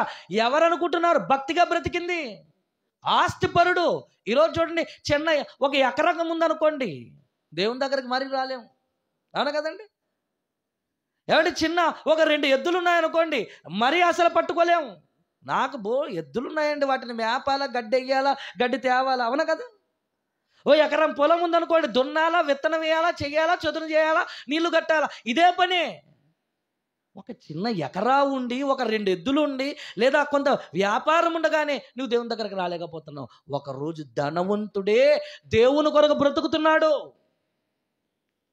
ధనం ముఖ్యం కాదు, దేవుడు ముఖ్యం అనుకొని అంతటిని విడిచిపెట్టి దేవుని దగ్గర బ్రతుకుతున్నాడు ఆయన. భయభక్తులు కలిగి చెడుతనమును విసర్జించి, ఆస్తి ఉన్నా, అంతస్తులు ఉన్నా, ఆయనకు అన్ని ఉన్నప్పటికీ కూడా, ఏమంటే ఒక మాట అంటాడు చూడండి, అందులో అతని వంటి వాడు అతని తరువాత అతనికి ముందు కూడా ఎవరు లేరన్న మాట యోబు గ్రంథంలో మాట్లాడతాడు చూడండి. యోబు గ్రంథంలో 1వ అధ్యాయంలో అక్కడ మాట్లాడుతున్నాడు చూడండి. కిందకు వచ్చేసరికి, భూమి మీద అతని వంటి వాడును ఎవడును లేడు. భయభక్తులు అతని వంటి వాడు ఎవడు లేడు. ఆస్తిలో కూడా అతనికి చాలా ఎక్కువ ఉంది. అదే కదా ఆస్తి వివరాలని చెప్పాడు చూడండి. Right, very good. తూర్పు దిక్కునున్న జనులలో అతడే గొప్పవాడుగా నుండెను. చూసారా, తూర్పు దిక్కులో ఉన్న వారందరికంటే అతడే మిగుల ఆస్తిపరుడుగా గొప్పవాడుగా ఉండెను. చూసారా, అంటే అన్నీ ఉన్నాయండి అతనికి. అన్నీ ఉన్నా కూడా దేవుని పట్ల భయభక్తులు మాత్రం ఆయన జీవితంలో తగ్గిపోలేదు. అయితే అన్నీ ఉన్న దేవుని పట్ల ఇంత గొప్పగా ప్రేమ చూపిస్తున్న ఆయన జీవితంలో ఏం జరిగిందో 5వ వచనంలో కూడా చూడండి. దానికి 4వ వచనం, అతని కుమారులందరూ వంతుల చెప్పున అనుదినము ఒకరికొకరు తమ తమ ఇండ్లలో వింద చేయి కూడినప్పుడు, వాళ్ళ కుమారుల లిస్ట్ ఒకసారి 2వ వచనంలో రాయబడింది చూడండి. అతనికి 7 కుమారులను 3 కుమార్తెలను కలిగి ఉండిరి. మొత్తం ఆస్తి వివరాలు, కుటుంబపు వివరాలు, అవునా, ఆయన భక్తి జీవితపు వివరాలు, ఇవన్నీ కూడా దేవుడు చెబుతున్నాడు. ఇక పరలోకంలో ఒక సభ జరిగింది. ఆ సభకు దయ్యం కూడా వెళ్ళింది. అక్కడ దేవుడు ఎవరి కొరకు ప్రస్తావించాడో తెలుసా? డెవిల్ వచ్చింది. ఎక్కడి నుండి వచ్చావు? భూమి మీద ఇటు అటు అటు ఇటు ఇటు తిరుగుతూ వచ్చాను, అందులో బాగా తిరుగుతూ సంచరిస్తూ వచ్చాను అని అంటే, అప్పుడు దేవుడు ఏమంటున్నాడు తెలుసా? అందుకు యెహోవా, ఎవరి పేరు ఎత్తుతున్నాడండి? నా సేవకుడైన యోబు సంగతి నీవు ఆలోచించితివా? దెయ్యం ఏమనుకుంటుంది, ఏంటి ఆలోచించేంత జీవితం అవుతుంది ఏమిటి? పరలోకములో దేవుడు ఎవరి కొరకు ప్రస్తావన చేస్తున్నాడు? యోబు కోసం. అంటే ధనమున్న పక్కన పెట్టి, అంతస్తులున్న పక్కన పెట్టి, సర్వాన్ని పక్కన పెట్టి దేవుడే శాశ్వతం అనుకొని ఉన్నాడు కనుక పరలోకంలో కూడా దేవుడికి భూమి అనే పేరు గుర్తుకు రాగానే ఎవరు గుర్తుకొచ్చారండి? యోబు గారు గుర్తుకొచ్చారు. ఎక్కడి నుండి వచ్చామని కానీ భూమి మీద ఇటు అటు తిరుగుతూ వచ్చాం. అవునా, నిజమేనా? అయితే నా కుమారుడు యోబు సంగతి నీకు తెలుసా? అతడు ఎవరో తెలుసా? ధనవంతుడురా, కోటీశ్వరుడురా, బాగా అంతస్తులు కలిగినోడురా అని చెప్పలేదు దేవుడు. యథార్థవర్తనుడు, భయభక్తులు కలిగిన వాడు, చెడుతనమును విసర్జినవాడు, నేనంటే ప్రాణాలు ఇచ్చేటువంటి వాడు నా కుమారుడు, అతని వంటి వాడు ఎవడును లేడు. ఇదండి దేవుడు ఆయనలో ఉన్న ప్రేమను చూసి ఆయన కొరకు దేవుడే మాట్లాడుతున్న మాట, ఒక వ్యక్తి కాదండి. ఏమండి, అన్నలాంటి వాళ్ళు ఎవరు లేరండి. నువ్వు మాట్లాడే మాట రేపొద్దు ఈ మాట అంటావు, రేపొద్దున అంటావు ఆ అన్నను అనుకున్నారు కానండి, అన్నాలంటాడు కాదండి, అవును కదండి. అలా మాట్లాడుతుంటాం. కానీ దేవుడు మాట్లాడుతున్న మాట అండి అది. ఏమంటున్నాడు? ఆయన యథార్థవర్తనుడు, న్యాయవంతుడు, నీతిమంతుడు, భయభక్తులు కలిగి చెడుతనమును విసర్జించి నా కొరకు బ్రతికినవాడు. సాతానా నీకు తెలుసా? అయితే ఇలాంటోడు నాకు తెలియకుండా ఉన్నాడా? ఒకసారి నా చేతికి ఇస్తావా?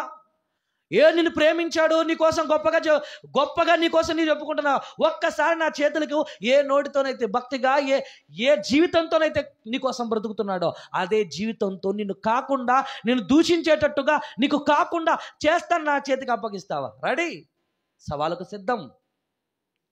నా మీద ఉన్న ప్రేమను తొలగించడానికి నీవు సిద్ధపడు, నా ప్రేమను కనపరచడానికి ఆయన సిద్ధపడతాడు. ఏం చేస్తావో చేసుకో. ప్రారంభించబడ్డాయండి. దేవుడు చూస్తున్నాడు ఆకాశము నుండి. దయ్యం వచ్చేసింది యోబు గారి జీవితంపై శోధనలు పెట్టడానికి. మొట్టమొదటిగా పిల్లలందరూ కూడా ఒక చోట కూర్చొని భోజనాలు చేసుకుంటున్న పరిస్థితులలో గొప్ప సుడిగాలి లాంటి తుఫాను వచ్చి మిద్ది కూలిపోయి అందరూ కూడా ఒకేసారి చచ్చిపోయారు. వచ్చి చెప్పారు, అయ్యా నీకున్న పిల్లలందరూ చచ్చిపోయారు. పోనీ పెద్దోడు చచ్చిపోయాడంటే రెండోడు ఉన్నాడు అనుకోవచ్చు, ఆ మూడోడు చచ్చిపోయాడంటే ఇంకా కొంతమంది ఉన్నారనుకోవచ్చు. అందరూ చచ్చిపోయారట. ఎంత బాధ ఉంటుంది మీరు ఆలోచించండి.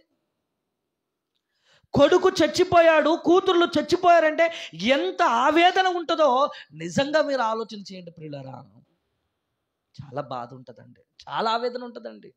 అప్పుడు యోబు గారు దానికి ఏం చేశాడో తెలుసా? ఏమండి, వాళ్ళ పిల్లలు చచ్చిపోయారు, ఆ తరువాత ఆ ఆస్తంతా పోయింది, ఉన్నవన్నీ పోయాయి. ఆ తరువాత యోబు గారు ఏం చేస్తున్నారు? ఒక్క కింద మాటల్లో మనం 20వ వచనం చూడండి ఒకసారి. అప్పుడు యోబు లేచి తన పై వస్త్రమును చింపుకొని తల వెంట్రుకలు గొరిగించుకొని నేల మీద సాష్టాంగపడి నమస్కారము చేసి ఇట్లా, నేను నా తల్లి గర్భము నుండి దిగంబరినిగా వచ్చి తిని దిగంబరినై నేను అక్కడికి వెళ్ళదును. ఏమండి, ఈ మాట అనగలమా చెప్పండి? ఏం దేవుడండి బాబు, ఇంత భక్తిగా బ్రతికాను, ఈ దేవుని కోసం ఇంతగా చేశాను, ఈ కష్టాలేంటి నాకు? నా భార్య చనిపోవడం ఏంటి, నా వాళ్ళు చనిపోవడం ఏంటి, నాకున్న వాళ్ళందరూ కూడా పోవడం ఏంటి, ఈ కష్టాలేంటి? దేవుని పిల్లలారా, దేవుణ్ణి ఒక్క మాట కూడా నిందించకుండా ఏమంటున్నారో తెలుసా? ఆస్తి పోయిందా, అయితే పోతే పోనులే. పిల్లలు చచ్చిపోయారా, పోతే పోనులే. ఎవరు పోయినా నేను దిగంబరిగా వచ్చాను, మరలా నేను దిగంబరిగానే ఈ లోకాన్ని విడిచి వెళ్ళిపోవాలి, అంతే తప్ప యెహోవా ఇచ్చాను యెహోవా తీసుకుని. ఏంటండి చూసారా? యెహోవా నామమునకు స్తుతి కలుగునుగాక. ఏమండి, ఇంత జరిగినా, ఏమండి కింద మాట అంటాడు, ఒక్క మాట, ఇన్ని సంగతులు జరిగినను ఏ విషయమందును యోబు పాపము చెయ్యలేదు, దేవుడు అన్యాయము చేశానని చెప్పలేదు. నువ్వు నేనేమంటాను తెలుసా? ఏమండి, ఇంత భక్తిగా బ్రతికాను, నన్ను దేవుడు చూడడా ఏంటి? నాకు కష్టాలు ఏంటి, నాకు ఈ బాధలు ఏంటి, నా ఇబ్బందులు అని అనుకుంటాం. ప్రతిసారి మనం ఇలాగే దేవుని నిందిస్తాం. కానీ యోబు గారు చూసారా? నేను దిగంబరిగా వచ్చాను, దిగంబరిగా వెళ్ళాలి, యెహోవా ఇచ్చాను, యెహోవా తీసుకొనేను అని ఒక్క మాటతో కూడా దేవుడు అన్యాయం చేశారని చెప్పలేదంటే తొలి ప్రేమ. ఆయనకి ఎన్ని కష్టాలు వచ్చినా కూడా ఆ ప్రేమ మాత్రం తగ్గలేదు. కష్టాలు ఎక్కువైపోతున్నాయి, ప్రేమ తగ్గట్లేదు ఆయనకి. పిల్లలు పోయినా, అవునా, ఆస్తులన్నీ పోయినా, ప్రారంభం ఏ భక్తి, ఏ యథార్థత, ఏ జీవితాన్ని కొనసాగించాడో దాన్ని విడిచిపెట్టకుండా ఉన్నాడు. ఇది ఒక ఎత్తు అయితే, రెండవది స్టార్ట్ అయిపోయింది. ఒళ్ళంతా రోగం వచ్చేసింది. రెండవ అధ్యాయానికి వద్దాం. ఇప్పుడు రెండవ అధ్యాయానికి వస్తే అక్కడ అరికాలు మొదలుకొని నడినెత్తి వరకు వచ్చిందట. చూడండి, అపవాది వచనం చెప్పండి. రెండవ అధ్యాయమా? యోబు గ్రంథం 2వ అధ్యాయం 7వ వచనం. కాబట్టి అపవాది యెహోవా సన్నిధి నుండి బయలు వెళ్ళి అరికాలు మొదలుకొని నడి నెత్తి వరకు బాధగల కురుపులోను యోబును మొత్తెను. బాధగల కురుపులు ఎక్కడి నుండి? అరికాలు మొదలుకొని నడినెత్తి వరకు. ఈ కురుపులటండి, ఈ కురుపులకు తట్టుకోలేక, వాటిని గోక్కోలేక ఏం చేస్తాడు చూడండి. అతడు ఒళ్ళు గోకుకొనుటకై చిల్ల పెంకు తీసుకొని బూడిదలో కూర్చుండగా, చూసారా, బూడిదలో కూర్చుండిపోయాడట.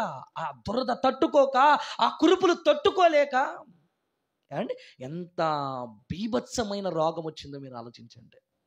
అది మొదటిదంతా ఒకెత్తున జరిగితే రెండవదంతా కూడా శరీరానికి ఇప్పుడు భయంకరమైన రోగం. అరికాలు మొదలుకొని నడినెత్తి వరకు కూడా రోగం అండి. ఇంత రోగం వచ్చి ఆయన గోక్కోడానికి చిల్ల పెంకు తీసుకొని గోక్కుంటున్న సందర్భాలలో బూడిదలో కూర్చుంటే ఆదరించాల్సిన భార్య, అన్నం పెట్టాల్సిన భార్య, అయ్యా ఈ కష్టాలు పడుతున్నావు, ఈ బాధలు పడుతున్నావు, నీకేం కావాలి, నీళ్ళు కావాలా, ఆహారం కావాలా అని సేవలు చేయాల్సిన భార్య ఏమంటుందంటే తెలుసా? వచ్చి ఇంకాను యథార్థతను వదలకుండవా, దేవుని దూషించే చచ్చిపోవయా, జీవితం ఏంటి జీవితం కానీ. హరికాల మొదలుకో నడినెత్తి వరకు రోగం వచ్చింది, ఆ పిల్లలు చచ్చిపోయారు, ఆస్తులంతా పోయాయి, ఇంకా నీ బ్రతికేమనుకుంటున్నావు? ఏమంటున్నాడు? ఆ దేవుణ్ణి మర్చిపోయి, ఆ దేవుణ్ణి విడిచిపెట్టి, ఆ దేవుణ్ణి దూషించి చచ్చిపో, దేవుని దూషించి చచ్చిపో. సరే, అంటే ఎన్ని కష్టాలండి. ఇదంతా ఒక ఎత్తు అయితే భార్య వలన మరలా మరొక ఎత్తు అండి. చూసారా ఎన్ని కష్టాలు ప్రారంభమయ్యాయి. ఆ తర్వాత తెలిసిపోయింది స్నేహితులకే. భార్య ఇలా అన్నది, భార్యతో ఒక మాట అన్నాడు. ఏం మాట? మూర్ఖురాలు మాట్లాడినట్టు మాట్లాడుతున్నావు. మనము దేవుని వలన మేలు అనుభవించాము, కీడు అనుభవింప తగదా? మేలు అనుభవించినప్పుడు దేవుడు మంచోడు మంచోడు గొప్పోడు గొప్పోడు అన్నావు. ఇప్పుడేమో కీడు వచ్చినప్పుడు మాత్రం దేవుని దూషించి చచ్చిపోమంటావా? ఓ మూర్ఖురాలు మాట్లాడినట్టు మాట్లాడుతున్నావు. ఏంటి ఇలాంటి సలహాలు ఇస్తున్నావు? ఈ సంగతులలో ఏ విషయమందును యోబు నోటి మాటతో, రెండవది కూడా దేవుడు అదే చెప్పాడు చూడండి. ఫస్ట్, అవునా, ఆస్తులన్నీ పోయినా, పిల్లలు పోయినా అదే మాట దేవుడు చెప్పాడు యోబు కోసం. భార్య వచ్చినా, ఆ మాట మాట్లాడినా, శరీరానికి రోగం వచ్చినా కూడా యోబు గురించి దేవుడు అదే మాట మాట్లాడుతున్నాడు. నోటి మాటతోనైనా యోబు పాపం చేయలేదు. తొలి ప్రేమ మరవకుండా బ్రతుకుతున్నాడు. తన భక్తిని ఎంత చక్కగా కొనసాగిస్తున్నాడో మీరు ఆలోచించండి. శరీరం క్షీణించిపోతుంది, కానీ తన తొలి ప్రేమను మాత్రం ఎక్కడ కూడా కాస్తంత కూడా తగ్గించుకోవట్లేదండి. ఆ తరువాత స్నేహితులు వచ్చారు, వాళ్ళట విన్నారు, స్నేహితులు విన్నారు, వచ్చారు. దూరం నుండి చూసి, ఎవరైనా ఏమండి, దూరం నుండి చూసి అసలు యోబును గుర్తుపట్టలేకపోయారట. అరికాలు మొదలుకొని నడినెత్తి వరకు కురుపులతో నింటున్నాడు కనుక యోబును గుర్తుపట్టలేకపోయి వీళ్ళు ఏం చేశారు తెలుసా? ముందుగానే వీళ్ళు బట్టలు చించేసుకున్నారట. ఏమండి, ఎవరైనా పేషెంట్ దగ్గరికి వెళ్ళినప్పుడు చూడ్డానికి వెళ్ళాం మనం, అంతేనా? చూడ్డానికి వెళ్ళిపోయినాడే ఏడ్చాడు అనుకో, మరి పేషెంట్ ఏమవుతాడు ఇప్పుడు? అవునా కదా? చూడ్డానికి వెళ్ళినాడు ఏం చేయాలి? 2 మాటలు చెప్పి బలపరచాలి. ఇప్పుడు చూడ్డానికి వెళ్ళినాడు ముందే ఏడ్చాడు అనుకో, ఇప్పుడు పేషెంట్ ఏమవుతాడు చెప్పండి? త్వరగా పోతాడు, అంతేనే కదా? కనుక ఎప్పుడు కూడా ఒక పేషెంట్ చూడడానికి వెళ్ళినప్పుడు ధైర్యపరచాలి. ఏం కాదులే అమ్మా, బాగుండమ్మా, ధైర్యంగా ఉన్నావు, ఏం కాదు, ఈ మాటలు చెప్పాలి. కానీ ఇల్లట ముందుగానే దగ్గరికి వెళ్తే మాకెక్కడంటుందేమో, మాకెక్కడ వస్తుందేమో ముందుగానే బట్టలు దించేసుకున్నారు. వీళ్ళు బట్టలు దించేసుకొని ఏడవడం ప్రారంభించారట. అయ్యో యోబు, ఇంత కష్టం నీకు వచ్చిందా? ఇంత బాధలు నీకు వచ్చాయా? నువ్వేదో పాపం చేసినట్టున్నావు కదా, నువ్వేదో దేవుని కొరకు దూషించినట్టున్నావు కదా, అన్ని పోయాయంటే నీకు అంత ఆలన ఆడిపోసుకున్నారట. 7 రోజులు పనిచేసింది వాళ్ళకి. స్నేహితుడు గుర్తుకొచ్చాడు 7 రోజులు. ఆ తర్వాత 7వ రోజు అందరు పోయారు. ఇంకా అతని జీవితంలో ఏమేం జరిగాయో కొన్ని మాటలు చూద్దాం. యోబు గ్రంథం 19వ అధ్యాయానికి రండి. యోబు గ్రంథం 19వ అధ్యాయం. యోబు గ్రంథం 19వ అధ్యాయము 13వ వచనము 14వ వచనము. యోబు గ్రంథం 19వ అధ్యాయం 14వ వచనం 13వ వచనం నుండి చదువుకుందాం. ఆయన నా సోదర జనము నాకు దూరం చేసి ఉన్నాడు, నా నెలవరులు నాకు కేవలము అన్యులైరి, నా బంధువులు నా యొద్దకు రాకయున్నారు. బంధువులు, నా ప్రాణ స్నేహితులు నన్ను మర్చిపోయి ఉన్నారు. నా ఇంటి దాసి జనము నన్ను అన్యునిగా ఎంచుదురు, నేను వారి దృష్టికి పరదేశినై ఉన్నాను. చూసారా ఎలా మాట్లాడుతున్నాడు? పనివారి మొదలుకొని, ఏమండి, ప్రాణ స్నేహితులు మొదలుకొని, బంధువులు మొదలుకొని, సహోదర జనము మొదలుకొని అందరికీ నేను దూరం అయిపోయాను. భార్య కాదండి, కేవలం భార్య వరకు ఆగిపోతే, స్నేహితుల వరకు ఆగిపోతే, మరి రక్త బంధువులు, వాళ్ళు మిగతా సోదర జనం, పంచుకొని పుట్టినవారు, తోడబుట్టినవారు, వీళ్ళందరూ కూడా చూడండి. ఇంకా 17వ వచనం. నా ఊపిరి నా భార్యకు అసహ్యమాయను, నేను కనిన కుమారులు నా వాసన అసహ్యము. ఇప్పుడు చూడండి 18వ వచనం. చిన్న పిల్లలు సహా నన్ను తృణీకరించెదరు, నేను లేచుట చూచిన ఎడల బాలురు నా మీద దూషణ మాటలు పలుకుదురు. చిన్నోడు కూడా నోరు వచ్చేస్తుందట. ఏమని? అరే యోబు గారి పరిస్థితి ఎలా అయిపోయిందిరా, యోబు గారి జీవితం ఏంట్రా ఇలా అయిపోయింది. చిన్నోడు కూడా మాట్లాడేస్తున్నాడట. బాలురు దృష్టికి, చూసినోడు దృష్టికి ఏలనైపోయింది. అయినా కూడా ఏమండి, ఎంత జరిగినా ఏమండి, ఆయన జీవితంలో దేవుణ్ణి మాత్రం ఎక్కడ కూడా విడిచిపెట్టలేదండి. ఏ స్థితిలో కూడా దేవుని కాదనుకోలేదండి. దేవుడు అతని గురించి ఎన్ని మాటలు మాట్లాడుతున్నాడు. ఇంత విన్నారు కదా, ఇప్పటి వరకు విన్నారు కదండి. ఏమండి ఒకసారి జ్ఞాపకం చేసుకుందాం. ఏమండి దేవుడు అతను పరలోకంలో జ్ఞాపకం చేసుకున్నప్పటి నుండి ఆయనకు ప్రారంభమైన కష్టాలు. భార్య ఏమంటే పిల్లలందరూ పోయారు, ఆస్తి అంతా పోయింది, శరీరానికి రోగం వచ్చింది, భార్య దూషించమన్నది, సోదరులందరూ కూడా దూరం అయిపోయారు, రక్త బంధువులు దూరం అయిపోయారు, పేగు బంధం కలిగిన వాళ్ళు దూరం అయిపోయారు, పిల్లలు కూడా చూసి ఆయన ఏం చేసుకుంటున్నారట, హేళన చేస్తున్నారట. ఇంత జరిగింది కదండి. ఇంత జరిగిన ఆయన ఏమంటున్నాడు తెలుసా? ఈ మాటలు మనకు ధైర్యాన్ని పుట్టిస్తాయండి. యోబు గారు ఇంత జరిగినా కూడా ఎలాంటి మాటలు మాట్లాడుతున్నారో ఒకసారి మనం చూడగలిగితే 13వ అధ్యాయం యోబు గ్రంథం 13వ అధ్యాయం 15వ వచనం చూడండి. యోబు గ్రంథము 13వ అధ్యాయం 15వ వచనాన్ని మనం చూడగలిగితే, ఇదిగో ఆయన నన్ను చంపినను. ఎవరు అంటున్నారు ఈ మాట? యోబు గారు మాట్లాడుతున్నారు. ఏమని తెలుసా? ఈ రోగముతో ఈ బూడిదలో కూర్చొని ఇక్కడే దేవుడు నన్ను చంపినను, నేను ఆయనను మాత్రం విడిచిపెట్టను, ఆయన కొరకు కనిపెట్టుకుందును, ఆయన సన్నిధిని నా ప్రవర్తన న్యాయమని రుజువుపరుతును. బా ఏంటండి మాటలు చూసారా? ఆయన నన్ను చంపినా పర్వాలేదు, కానీ నా భక్తిని మాత్రం నేను విడిచిపెట్టను. నా జీవితాన్ని మాత్రం ఇంకా అభివృద్ధి పరుచుకుంటాను తప్ప నా తండ్రి కొరకు కాకుండా ఈ జీవితంలో దౌర్భాగ్యుడిగా బ్రతికే పరిస్థితి మాత్రం నేను తెచ్చుకోను. ఆ మాట చూడండి, ఏమంటున్నాడు? ఇదిగో ఆయన నన్ను చంపినను. ఆయనే ఇంకా ఎంత మాట మాట్లాడుతున్నాడు చూడండి. 27వ అధ్యాయం యోబు గ్రంథం 27వ అధ్యాయం 5-6 వచనాలు కూడా చూడండి. యోబు గ్రంథం 27వ అధ్యాయం 5-6 వచనాలు. మీరు చెప్పినది న్యాయమని నేనేమాత్రం ఒప్పుకొనను, మరణమగు వరకు నేను ఎంత మాత్రమును నా యథార్థతను విడువను, నా నీతిని విడవను, గట్టిగా పట్టుకుందును, నా ప్రవర్తన అంతటిని నా హృదయము నన్ను నిందింపదు. చూసారా ఎంత గొప్ప మాటలండి ఈ మాటలు. నిజంగా అన్ని కష్టాలలో పలకాలి అంటే చాలా ధైర్యం ఉండాలండి, అవును కదా? మీరు ఏమనుకున్నానో కూడా నా తండ్రిని ప్రేమించిన ఆ ప్రేమ విధానం తొలినాళ్ళలో దేవుడు నా కొరకు ఏదైతే చెప్పాడో, భక్తి, యథార్థత, ఇవన్నీ నా కొరకు ఎంత గొప్పగా ఆయన నా కోసం చెప్పాడో, పరలోకములో మరలా జ్ఞాపకం చేశాడో, దాన్ని ఎప్పటికీ నేను విడిచిపెట్టను. ఆయన చంపినా నా న్యాయ ప్రవర్తనను రుజుపరుచుకుంటాను, గట్టిగా పట్టుకుంటాను, నిరూపణ చేస్తాను. దేవుని పిల్లారా, తొలి ప్రేమ మరవకుండా దేవుని కొరకు బ్రతికే అలాంటి జీవితం ఈరోజు మనకు కావాలండి. మనం చూడండి, ప్రారంభం ఒకలా ఈరోజు కొనసాగుతున్న వేళలో తెలుసుకున్నా, నాకు అంతా వచ్చేసింది, నేర్చుకున్నాను అని మనం ఈరోజు దేవునికి దూరం అయిపోతున్న పరిస్థితులు కనబడుతున్నాయి. దేవుని పిల్లారా, ఎంత ఎత్తుకు ఎదిగినా కూడా, ఎన్ని కష్టాలలో కూడా దేవుణ్ణి మరవక బ్రతుకుతున్నాడే, దేవుణ్ణి ప్రేమించి బ్రతుకుతున్నాడే. అలాంటి ప్రేమ నీవు చూపిస్తున్నావా?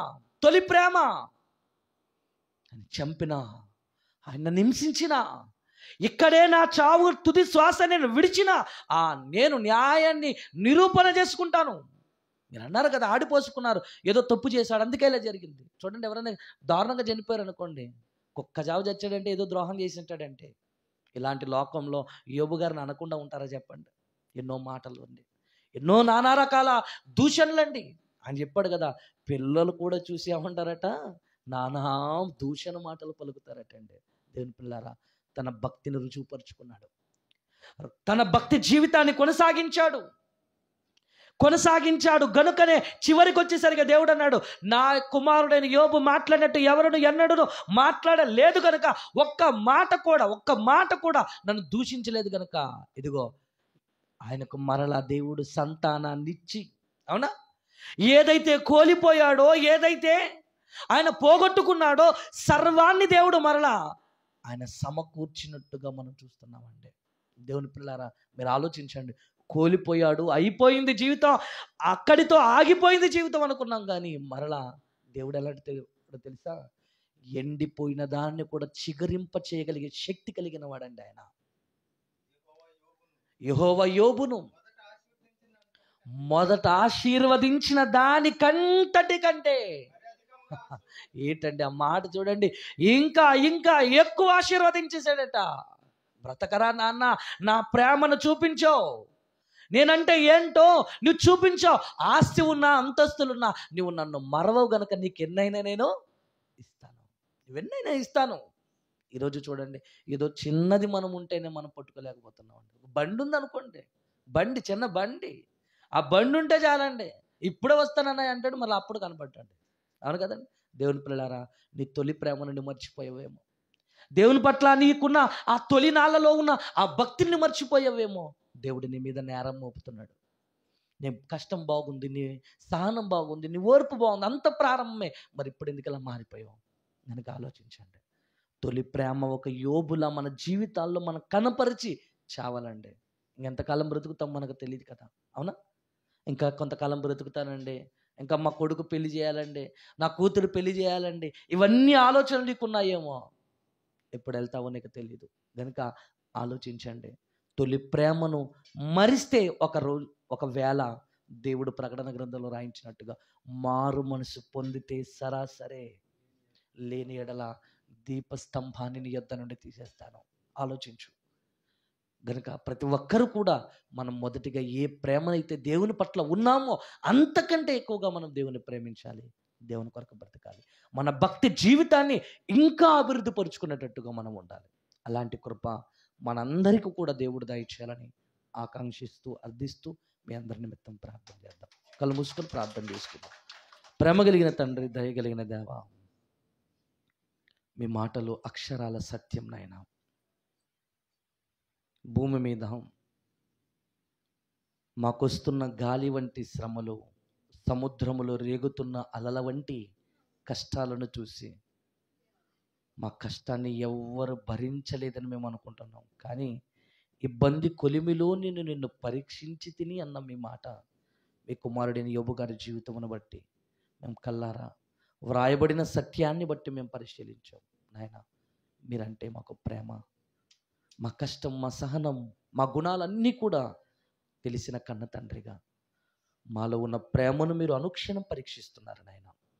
తొలి ప్రేమ మరిచిన ఒకనాటి ఎఫెసీ సంఘాన్ని మరలా జ్ఞాపకం చేస్తూ మాలో కూడా మేము మరిచామా లేదా ప్రేమను కొనసాగిస్తున్నామా అన్న విషయాలను మరలా మీ లేఖనాల ద్వారా మాకు చూపించి నేర్పించినందుకు కృతజ్ఞతలు తెలియజేస్తూ క్రీస్తు నామమున ప్రార్థన అడిగి వేడుకొనుచున్నాము కన్న తండ్రి. ఆమేన్. అందరికీ వందనాలండి.